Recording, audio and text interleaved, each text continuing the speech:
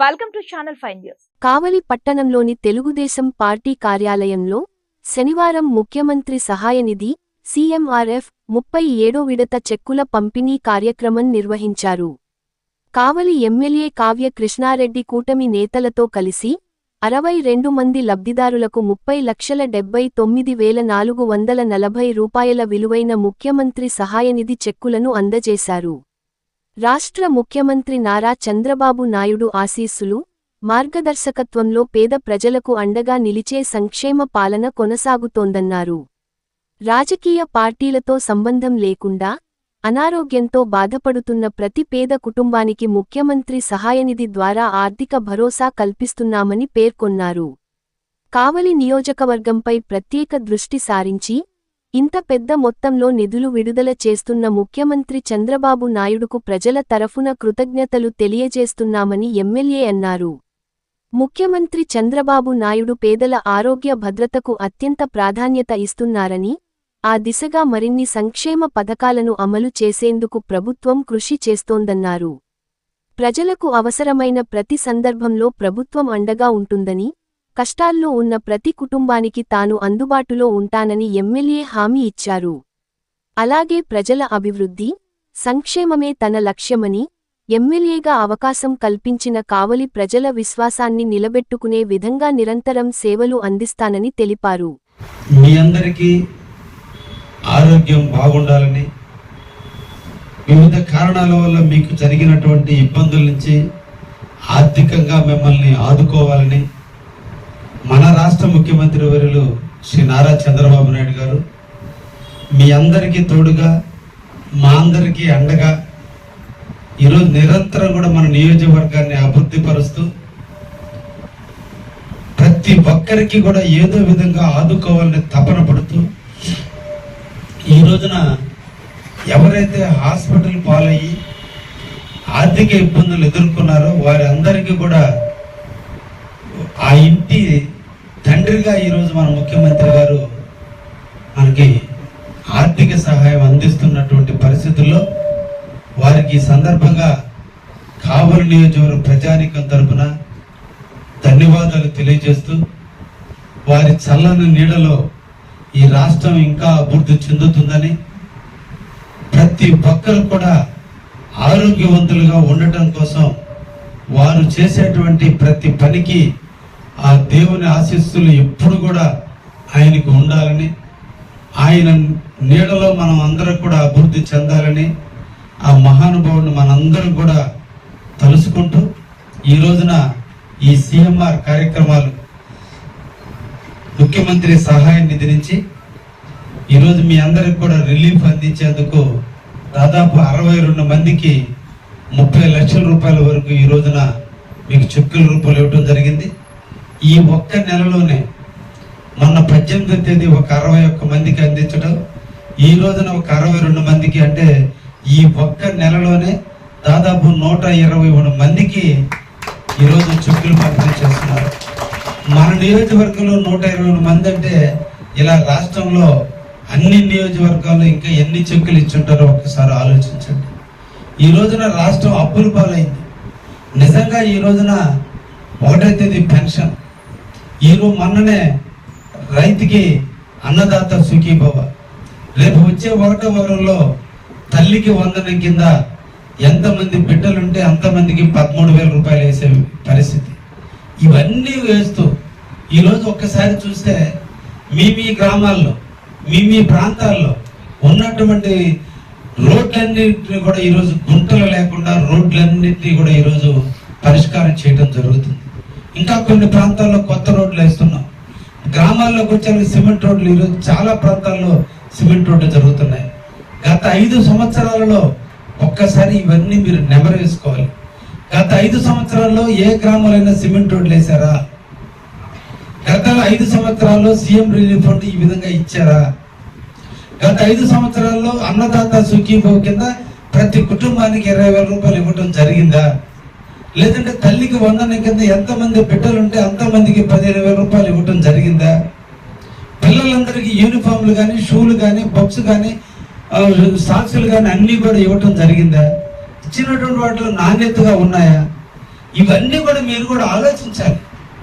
ఏదో ఒక అనాలోచితమైనటువంటి ఆలోచనతో ఏదో ఆయన అవతల ఆయన ఆ పార్టీలో ఉన్నాడు కాబట్టి నేను ఈ పార్టీలో ఉండి ఓటేద్దామంటే మనం తీసుకున్న నిర్ణయం వల్ల మన రాష్ట్రాన్ని మనమే నాశనం చేసుకుంటున్నాం. మనమే మన ప్రాంతాన్ని అభివృద్ధికి నోచుకోకుండా చేసుకుంటున్నాం. ఎవరు నిరంతరం కూడా ప్రజల కోసం ఆలోచిస్తున్నారు, నిరంతరం ప్రజలకు అందుబాటులో ఉంటున్నారు, ఎవరు నిరంతరం కూడా ప్రజలకు ఏదో ఒకటి చేయాలని ప్రయత్నం చేస్తున్నారు. మనకి చేతికి దెబ్బ తగిలితే అమ్మ అని అంటున్నాం, ఫస్ట్ కూర్చొచ్చే తల్లి. అదే మనకు ఒక ఇబ్బంది వస్తే ఒక పోలీస్ పరంగానో, ఒక రెవెన్యూ పరంగానో, ఒక ప్రాంత అభివృద్ధి పరంగానో, ఒక నీళ్ల పరంగానో ఏదైనా ఇబ్బంది వస్తే గుర్తొచ్చేది ఎమ్మెల్యేగా ఉండాలి. ఆ ఎమ్మెల్యే అందుబాటులో ఉన్నాడని మీరందరూ కూడా ఆలోచించాలి. కాబట్టి రాజకీయ పార్టీలు మనకు కాదు, మనకు అందుబాటులో ఉండి పనిచేసేటువంటి పార్టీలని మనం ఆదరించాలి. ఈరోజు 76 సంవత్సరాలు. ఈరోజు ఒక్కసారి ఆలోచిస్తే మన ఇంట్లో కూడా 75 సంవత్సరాల వయసు ఉన్నటువంటి మన తల్లిదండ్రులు, మన తాతలో ఉన్నారు.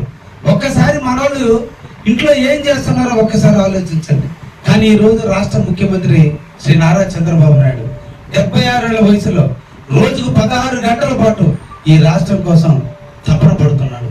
అప్పుల పాలైనటువంటి రాష్ట్రాన్ని అప్పులు తీర్చి అబ్బా తాతలు మొదలుకొని పుట్టిన బిడ్డ వరకు ఏదో విధంగా అందరూ ఆరోగ్యంగా ఉండాలి, ఆర్థికంగా బాగుండాలి, అన్ని ప్రాంతాల్లో రోడ్లు ఉండాలి, అన్ని గ్రామాలకి మంచినీటి సదుపాయాలు కావాలి, అన్ని ప్రాంతాల్లో కరెంట్ ఉండాలి, రైతులు 9 గంటల కరెంటుతో పంటలు పండించుకోవాలి, ప్రకృతికి వర్షం కురిసి ఈరోజు డ్యాములను నీళ్లు ఉండాలి, నీళ్ళ ద్వారా రైతాంగం అంతా కూడా చెరువుల ద్వారా పంటలు పండించుకోవాలని ఈరోజు ఆలోచిస్తున్న ఏకైక వ్యక్తి ఎవరున్నా ఉన్నారంటే మన రాష్ట్ర ముఖ్యమంత్రి శ్రీ నారా చంద్రబాబు నాయుడు గారు.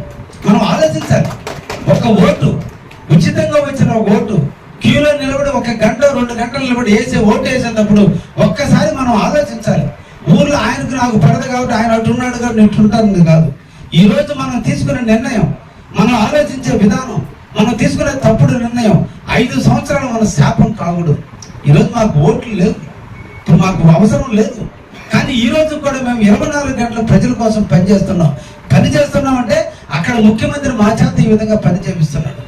ఊరు దాటి పోవాలంటే ఈరోజు ముఖ్యమంత్రి పర్మిషన్ తీసుకునే పరిస్థితికి వచ్చింది. ఈరోజు మా సొంత పనుల మీద పోవాలన్నా కూడా ముఖ్యమంత్రి కాదు ప్రజలకు సేవ చేయాలంటున్నారు. అటువంటి ముఖ్యమంత్రి దొరకడం నిజంగా మన ఆంధ్ర రాష్ట్ర ప్రజలు చేసుకున్న అదృష్టం. కాబట్టి మీ అందరికీ కూడా తెలియజేస్తున్నాం, ఒకటే, మీ ప్రాంతంలో మంచినీటి సదుపాయాలు అవసరం ఉంది. అందుకని ఊరు వాడ మొత్తం కూడా ఈరోజు జల జీవన్ మిషన్ ద్వారా ఈరోజు మంచినీటి ఇచ్చేదానికి రాష్ట్ర ప్రభుత్వం ముందుకు వచ్చింది. అతి తొందరలో రాబోయే 1 సంవత్సరం 2 సంవత్సరాల కాలంలో గ్రామాల్లో ఉన్న ప్రతి ఇంటికి ట్యాపులు ఇప్పించే కార్యక్రమం నేను నాంది పలకడం జరిగింది. ఈరోజు చాలా మంది పల్లె ప్రాంతాల నుంచి వచ్చిన వాళ్ళు ఉన్నారు. గతంలో కరెంటుకి నేను ఎమ్మెల్యేగా వచ్చిన తర్వాత కరెంటుకి మీరు ఆలోచించండి. ఈ రోజును ప్రతి ఊర్లోనూ కొత్త ప్రతి ఒక్కొక్క ఊర్లే మేము తీసుకోవడం జరిగింది. ఆ ఊర్లో పాత స్తంభాలని తీసేసి కొత్త స్తంభాలు వేస్తున్నాం, పాత వైర్లు తీసి కొత్త వైర్లు వేస్తున్నాం, డబ్బాలు తీసేసి ట్రాన్స్ఫార్మర్లు పెడుతున్నాం. మీరు వేసీలు పెట్టుకున్నా, కూరలు పెట్టుకున్నా, మిక్సీలు పెట్టుకున్నా, లేదా ఫ్రిడ్జ్లు పెట్టుకున్నా కరెంటు ఇబ్బంది లేకుండా ఈ రోజున అన్ని రకాల పనిచేస్తున్నాం. ఈ రోజు వాడే కరెంటు పెరిగితే సబ్స్టేషన్ చాలకపోతే మళ్ళా కావల మండలంలో సబ్స్టేషన్ సిరిపురం దగ్గర కడుతున్నాం. మళ్ళా కొత్తగా రుద్రకోట దగ్గర ఒకటి ప్రపోజల్ పెట్టాం. అన్నగారిపాలెం దగ్గర కావలిలో ఎక్కడ లేనటువంటి పెద్ద సబ్స్టేషన్ ని మళ్ళా ఈ రోజు అన్నగారిపాలెం దగ్గర పెడుతున్నాం.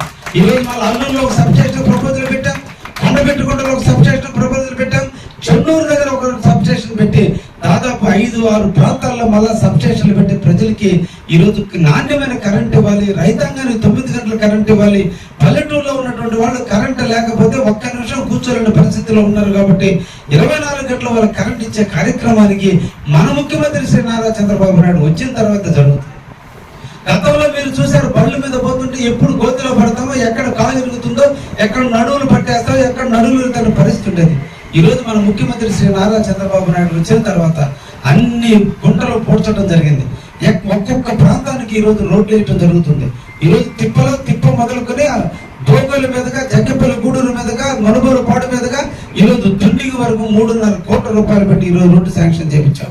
పురుని హిందూపూర్ మీదుగా ఈ రోజు రోడ్డు శాంక్షన్ చేయించాం. పురుడి నుంచి కొత్తపాలెంకి ఈ రోజు రోడ్డు శాంక్షన్ చేయించాం. అన్నగారిపాలెం నుంచి ఒట్టూరు మీదుగా ఈ రోజు అక్కడ రోడ్డు ఏర్పాటు చేయడం జరిగింది. ఈ రోజు చెన్నాయిపాలెంకి రుద్రకోట దగ్గర చెన్నాయిపాలెం పోయే రోడ్డు ఈ రోజు రోడ్డు శాంక్షన్ చేయించాం. ఈ రోజున ఎక్కడ కూడా రోడ్లు ఇబ్బంది లేకుండా ప్రజానీకానికి ఈ రోజు రోడ్లు ఇస్తున్నాం. అంటే ఇదన్నీ కూడా ఎక్కడో కూర్చున్న ముఖ్యమంత్రి మనూరు రోడ్డు కోసం, మనూరు మంచినీళ్ళ కోసం, మనూరు కరెంటు కోసం ఈరోజు నిరంతరం కూడా చేస్తూ మళ్ళా మన ప్రజలు ఎక్కడ ఇబ్బందులు పడతారని 1వ తేదీ వస్తే పెన్షన్లు ఇస్తున్నారు, సంవత్సరానికి 3 సార్లు రైతాంగానికి అన్నదాత సుఖీభావ ఇస్తున్నారు.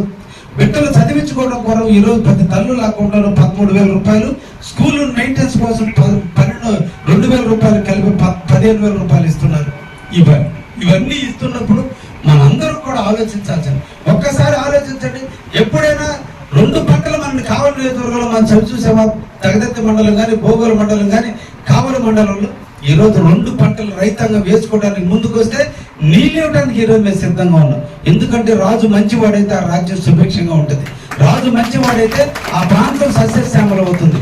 కాబట్టి రాజు మనసు పేదవాడిని హక్కును చేర్చుకోవాలి, పేదవాడికి అండగా ఉండాలి, పేదవాడికి తోడుగా ఉండాలి, పేదవాడిని ఆర్థికంగా పెంచాలి, పేదవాడు కూడా ధనవంతులు ఎదగాలని తపనపడేటువంటి మంచి హృదయం ఉన్నటువంటి మహారాజు అయినటువంటి చంద్రబాబు నాయుడు ముఖ్యమంత్రిగా ఉన్నాడు. కాబట్టి ఈరోజు ఎండాకాలం కూడా వర్షాలు కురుస్తున్నాయి, ఎంతటి ఇబ్బంది పరిస్థితి వచ్చినా చెరువుల్లో నీళ్లు ఉన్నాయి, పశువులు మొదలుకొని పాడి పంటలతో ఈరోజు మన అందరూ కూడా ఆనందంగా జీవిస్తున్నాం, మంచి పంటలు పండుతున్నాయి, మంచి పాలకు మంచి రేటు వచ్చింది, ఈరోజు పొలాలకు మంచి రేటు వచ్చింది.